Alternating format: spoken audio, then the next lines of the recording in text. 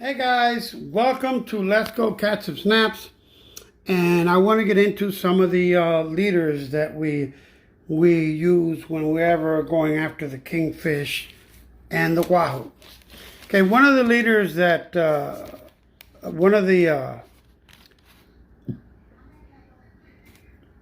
leaders that I use, you could use a stainless steel leader. Now the stainless steel leaders comes in two types. You could get them in a stainless steel looking one, and also you could get them in the brown. And just so you have an idea, look at the two different ones here. One is in stainless steel and one is brown. Okay, one of the things that I've learned out of experience, guys, fishing out there for the kingfish and all these other species, wahoo, whatever, the brown seems to work better than the regular stainless steel looking one.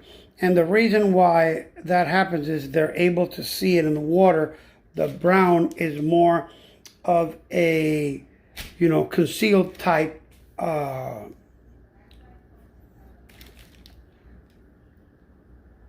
cable. Now, you have several. You have stainless steel, and then you have these that come in nylon coated. And nylon coated are pretty cool because it tries to make it look as much as possible as a regular monofilament wire. And still something as small as this, look, it holds up to 30 pounds. So that's pretty good. So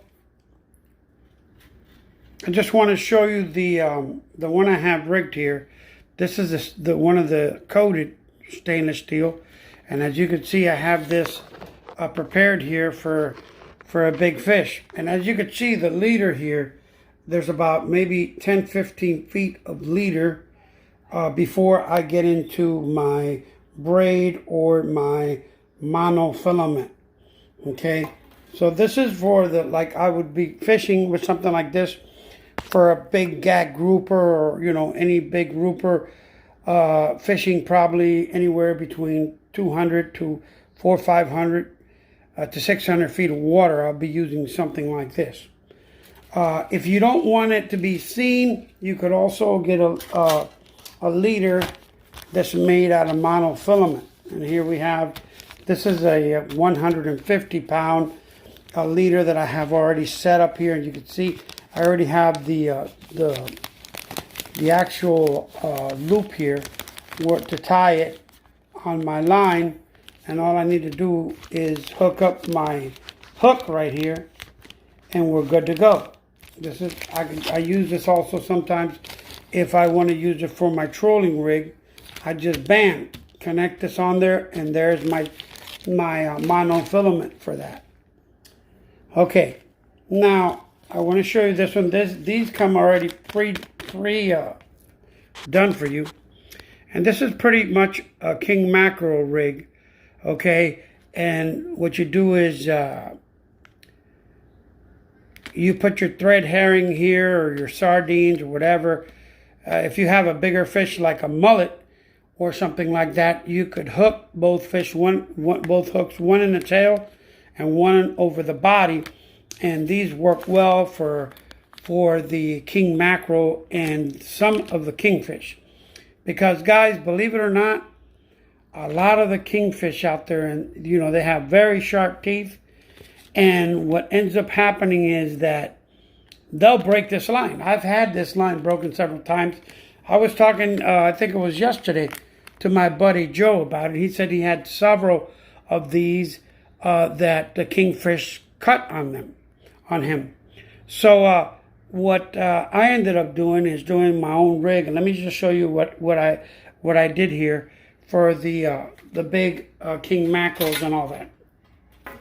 Now this is also a wire. It's a brown wire, but it's a very, very heavy duty wire. Okay, and look at the hook I got here. Heavy duty wire. Now this, they're not going to break. No kingfish out there is going to cut this wire, because let me put the one I was talking about right next to it so you can see the difference in the wires. See how thick that wire is? It's not going to cut that wire. So I custom make these for my offshore fishing because I do not want to lose any fish. Now, you could make your own as well, and you could either get it, like I mentioned, in the brown, which is this one here. Look, they come in brown, they come in black, or you could get them in the silver, you know,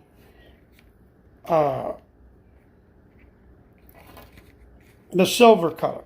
Both are, these are, I think they're 50 to 80 pounds, I believe, these here.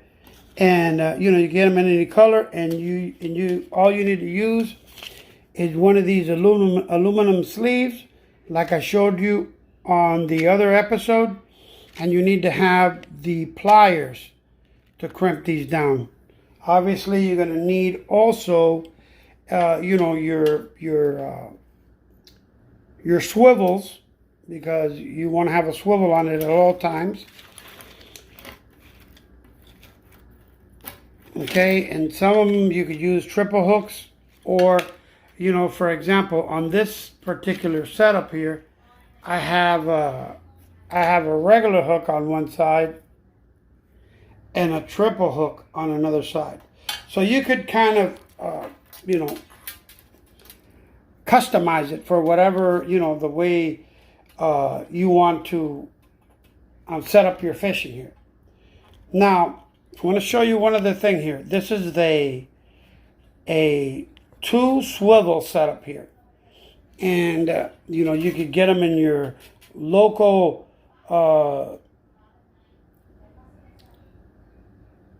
bait and tackle place.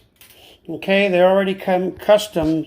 They come already set inside, you know, one another. And the good thing about these guys, let me show you. Once you put this in the water, you see, one goes deeper than the other. So if you got a fish at the bottom, bam, you got it. If you got a fish that's, you know, a little bit higher up in the column of water, there you go. So this is a great setup, and all you have to do is just tie your line right here, and that's it. But anyway, we'll get into the making of these later. I just wanted to introduce some of the different types of leaders that they have out there for offshore fishing. Obviously, we've already talked about the fluorocarbon leaders. We already talked about the monofilament leaders and all these other things. But right now, we're targeting leaders for big game fish, for barracudas. You know, they have sharp teeth. So you have to have something that, you know, that's, it's a wire, you know, or a cable, you know, those type of things in order to be able to get one of these fish. And remember to use good swivels, okay, because you're going to need them. You know, once you're out here fishing for a yellowtail, you know, you could have just one of those regular cheap barrel swivels, just like this one here, you know. But once you get into, you know, fish that are going to run strong, like the Wahoo and something, I recommend the ball bearing swivels. You know, these are made to withstand a lot more strength, and they rotate very smoothly. I also use these this rig here when I'm going out there for kingfish and the wahoo, and I'm fishing with ribbon fish. Usually these ribbon fish are about 3 to 4 feet in length, and they love the ribbon fish. And so I hooked this up with these 2 hooks, and I've even caught marlins and sailfish drifting out there with ribbon fish with this type of setup. Stay tuned, share, like, and subscribe. Let's go catch some snaps.